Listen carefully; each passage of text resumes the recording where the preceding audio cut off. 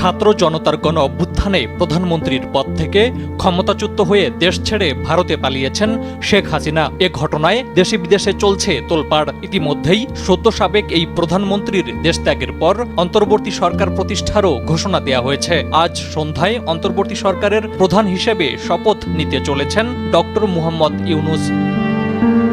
100 গ্রাম রাঁধুনি হলুদ বা মরিচের গুঁড়ার সাথে 2টি এবং 200 গ্রামের সাথে 4টি রাঁধুনি স্বাদ মিশালি ফ্রি। রাজনৈতিক এই পট পরিবর্তনে প্রথমবারের মতো প্রতিক্রিয়া জানিয়েছেন শেখ হাসিনার মেয়ে সাইমা ওয়াজেদ পুতুল। মায়ের পদত্যাগ ও দেশত্যাগের খবরে ব্যথিত হয়েছেন তিনি।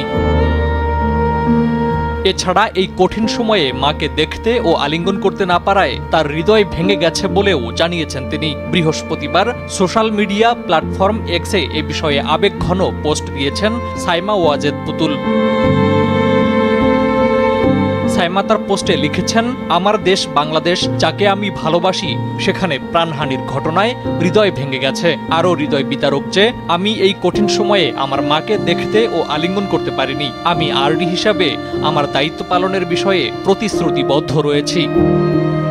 বিশ্ব স্বাস্থ্য সংস্থার দক্ষিণ পূর্ব এশিয়ার আঞ্চলিক পরিচালক হিসাবে দায়িত্ব পালন করছেন Saima Wazed. Prime Minister Sheikh Hasina for nominating me, a government. Faruk Hossain, RTV।